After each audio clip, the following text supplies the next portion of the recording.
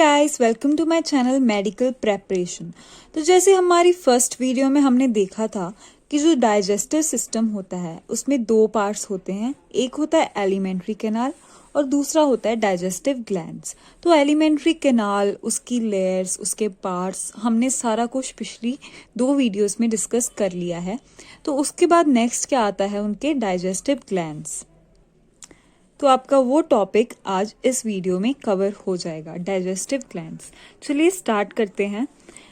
Page number 260, digestive glands. ठीक है, the digestive glands associated with the alimentary canal include salivary glands, the liver and the pancreas. तो जो elementary के साथ connected digestive glands होते हैं उनका नाम होता है सलाइवरी ग्लैंड्स। सेकंड क्या आता है, लिवर। उसके बाद क्या आता है, पैनक्रियास। तो तीन ग्लैंड्स हैं। ठीक है, 1, 2 and 3। Saliva is mainly produced by 3 pairs of salivary glands. तो सलाइवा 3 पेयर्स से प्रोड्यूस किया जाता है। ठीक है, ये नीट में क्वेश्चन पूछा जा सकता है कि कितने पेयर्स होते हैं सलाइवा के लिए। तो 3 पेयर्स होते हैं सलाइवरी ग्लैंड्स के। दी पैरोटिड्स जो चीक ग्लैंड होते हैं, दी सब मैक्सिलरी और सब मैंडिबुलर जो लोअर जॉ वाले ग्लैंड्स होंगे। ठीक है, एंड दी सब लिंगुअल्स बिलो द टंग।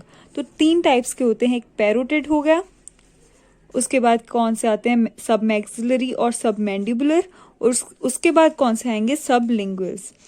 तो ये 3 टाइप्स के ग्लैंड्स टुगेदर क्या करते हैं, सलाइवा को प्रोड्यूस करते हैं। ठीक है, these glands situated just outside the buccal cavity secrete salivary juice into the buccal cavity। तो ये ग्लैंड्स जो भी हैं, ठीक है, तीनों ही ग्लैंड्स बक्कल कैविटी के जस्ट बाहर सिचुएटेड होते हैं, इनकी लोकेशन होती है। ठीक है, तो ये क्या करेंगे, सिक्रीट करेंगे सलाइवरी जूस को। ठीक है, सलाइवा बना के उसका जूस को बक्कल कैविटी के अंदर ही सिक्रीट कर देंगे। ठीक है, तो उसके बाद कौन सा आता है, liver. Liver is the largest gland of body, weighing about 1.2 to 1.5 kg in an adult human. तो जो लिवर होता है, ठीक है, वो अपनी बॉडी का लार्जेस्ट ग्लैंड है और उसका वेट कितना होगा, 1.2 से लेकर 1.5 kg तक एडल्ट ह्यूमन में। ठीक है, it is situated in the abdominal cavity. इसकी लोकेशन कहाँ है, एब्डोमिनल कैविटी में, just below the diaphragm, diaphragm के जस्ट नीचे, और इसके 2 लोब्स होंगे। ठीक है, the hepatic lobules are the structural and functional units of liver containing hepatic cells arranged in form of cords. तो जो हेपेटिक लोब्यूल्स होते हैं, hashtag structural and functional units होती हैं लिवर की, और इनमें क्या होंगे, हेपेटिक सेल्स प्रेजेंट होंगे। ठीक है, किसकी फॉर्म में, कॉर्ड्स की फॉर्म में, जिनकी अरेंजमेंट होती है। यहां पर हम लिख के देख लेते हैं, हेपेटिक लोब्यूल्स क्या है, structural and functional units of liver. इनमें क्या प्रेजेंट होंगे, हेपेटिक सेल्स प्रेजेंट होंगे, है ना, और उनकी कॉर्ड्स की फॉर्म में अरेंजमेंट होगी। और each lobule is covered by a thin connective tissue sheet called Glisson's capsule. तो जो लोब्यूल होती है उनकी प्रोटेक्शन के लिए कवरिंग भी होती है आउटसाइड। ठीक है, तो वो थिन कनेक्टिव टिश्यू की बनी होती है और उसे क्या कहा जाता है, ग्लिसन्स कैप्सूल। ये हर एक कीवर्ड जिनको मैं सर्कल कर रही हूँ, ये नीट पॉइंट ऑफ व्यू से इम्पॉर्टेंट है। ठीक है, 1 वर्ड तो ऐसे वो सीधे पूछ सकते हैं कि जो लोब्यूल होगा, हेपेटिक लोब्यूल, वो किस शीट से कवर्ड होता है, या फिर ग्लिसन्स कैप्सूल के बारे में पूछ सकते हैं कि वो क्या है। थिन कनेक्टिव टिश्यू शीट को कहते हैं, ठीक है, जो लोब्यूल को कवर करता है। उसके बाद क्या आ गया, the bile secreted by the hepatic sales passes through the hepatic ducts and is stored and concentrated in thin muscular sac called gall bladder।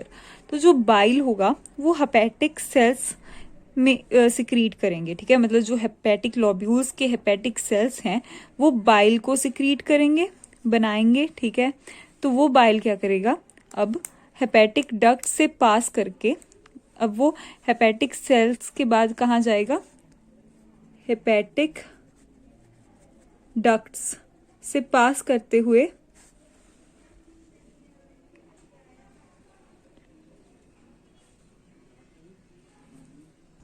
जाएगा, और वो स्टोर्ड किस फॉर्म में होगा, and is stored and concentrated in a thin muscular sac called gall bladder. और उसको फिर पहले बाइल प्रोड्यूस हो गया हेपेटिक सेल्स से, है ना, फिर हेपेटिक डक्ट से पास करके गॉल ब्लैडर में जाकर वो स्टोर हो जाएगा और वहां पर ही वो कॉन्सेंट्रेट किया जाता है, ठीक है। गॉल ब्लैडर क्या होता है, थिन मस्कुलर सैक को कहा जाता है, ठीक है। The duct of gall bladder along with, तो यहां तक पहले देखिए कि जो गॉल ब्लैडर है उसके डक्ट को क्या कहा जाता है, सिस्टिक डक्ट, ये भी आपको याद रखना पड़ेगा। Along with hepatic duct from the liver forms the common bile duct. तो वो क्या कहते हैं कि जो सिस्टिक डक्ट होगा गॉल ब्लैडर का और जो हेपेटिक डक्ट होगा जो लिवर का, ठीक है, वो एक कॉमन बाइल डक्ट को फॉर्म करते हैं, ये भी आपको याद रखना पड़ेगा। उसके बाद ये फिगर 16.6 में उन्होंने शो भी किया हुआ है। ये देखिए कॉमन बाइल डक्ट आ गया, ये देखिए duct from gall bladder, duct common hepatic duct और बाइल डक्ट को वो कॉमनली फॉर्म करते हैं। फिर उसके बाद क्या होगा, जो बाइल डक्ट होगा और पेनक्रिएटिक डक्ट होगा वो साथ में ड्यूडेनम में ओपन करते हैं as common hepato pancreatic duct, ये भी आपको याद रखना पड़ेगा। हिपेटो पेनक्रिएटिक डक्ट कौन है, बाइल डक्ट और पेनक्रिएटिक डक्ट साथ में उसमें ओपन करते हैं, ठीक है, ड्यूडेनम में, और उनको कौन से स्पिंक्चर के साथ गार्ड किया जाता है, उसका नाम है स्पिंक्चर ऑफ ओडी, ये भी आपको याद रखना पड़ेगा, ठीक है।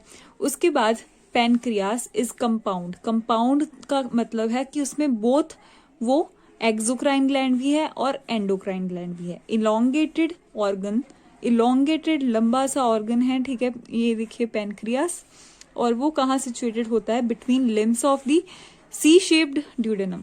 वो ड्यूडेनम जो सी शेप्ड ड्यूडेनम है उसकी लिम्स के बीच में एक लंबा सा कंपाउंड ऑर्गन प्रेजेंट होता है, उसको पेनक्रियास कहा जाता है, ठीक है। The exocrine portion secretes alkaline pancreatic juice containing enzymes. तो जो एक्सोक्राइन पोर्शन होगा पेनक्रियास का वो एल्कलाइन पेनक्रिएटिक जूस सिक्रीट करेगा जिसमें क्या होंगे, एंजाइम्स होंगे, ठीक है। और जो एंडोक्राइन पोर्शन होगा वो हार्मोन्स को सिक्रीट करेगा, इंसुलिन और ग्लूकागॉन को, ठीक है। तो ये दो हार्मोन्स कौन सिक्रीट करता है, पेनक्रियास। तो आपका ये पोर्शन डाइजेस्टिव ग्लैंड्स वाला भी कंप्लीट हो गया, ठीक है। Thanks for watching. अगर आपको मेरी वीडियो अच्छी लगी तो please like, share and subscribe.